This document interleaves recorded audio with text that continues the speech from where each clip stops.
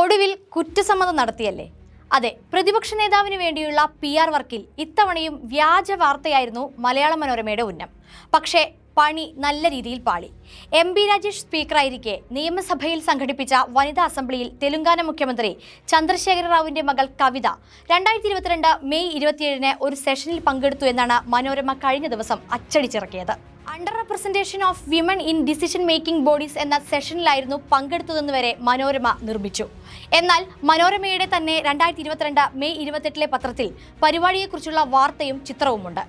അത്ഭുതം എന്ന് പറയട്ടെ, ആ വാർത്തയിലോ ചിത്രത്തിലോ MB രാജേഷിനൊപ്പം BRS നേതാവ് ചന്ദ്രശേഖരന്റെ മകൾ ഇല്ല. സഭാ TVയിലെ വീഡിയോയിലും കവിതയില്ല എന്നും വ്യക്തമാണ്.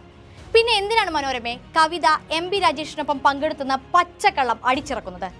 ആരും കാണാത്തത് കാണാൻ കോൺഗ്രസ് ഓഫീസിൽ നിന്ന് കിട്ടുന്ന കണ്ണാടി വെച്ച മനോരമയ്ക്ക് പ്രത്യേക കഴിവായിരിക്കുമല്ലേ? കള്ളത്തരം കയ്യോടെ പൊളിച്ച് മന്ത്രി MB രാജേഷ് ഫേസ്ബുക്കിൽ കുറിപ്പിട്ടു. ഒടുവിൽ കുറ്റസമ്മതം നടത്തിക്കൊണ്ട് മനോരമ വീണ്ടും വാർത്ത അടിച്ചു. പക്ഷേ ഇത് നോക്കൂ, വ്യാജ വാർത്ത പെരുപ്പിച്ചു കൊടുത്ത മനോരമയ്ക്ക് തെറ്റുപറ്റിയെന്ന ഖേദപ്രകടന വാർത്ത 11-ാം പേജിന്റെ അറ്റത്തൊതുങ്ങി. മാധ്യമധർമ്മം എന്താണെന്ന് 1000 തവണ എഴുതി പഠിക്കേണ്ട സമയം മനോരമയ്ക്ക് എന്നേ കഴിഞ്ഞു പോയിരിക്കുന്നു.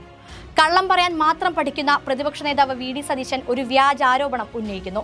അതിന് ബലം കൊടുക്കാൻ മനോരമ ഒരു ഇല്ലാ കഥ സൃഷ്ടിക്കുന്നു. ആ കഥയ്ക്ക് പൊടിപ്പും തൊങ്ങലും ചാർത്തി പിന്നീട് പ്രതിപക്ഷം പ്രചരണം നടത്തുന്നു. ഇങ്ങനെയാണ് ഇടതുവിരുദ്ധ അച്ചുതണ്ട് കേരളത്തിൽ പ്രവർത്തിക്കുന്നത്. ഇങ്ങനെയൊക്കെയാണ് പ്രതിപക്ഷവും മാധ്യമങ്ങളും കള്ളക്കഥകൾ പടച്ചുവിടുന്നത്.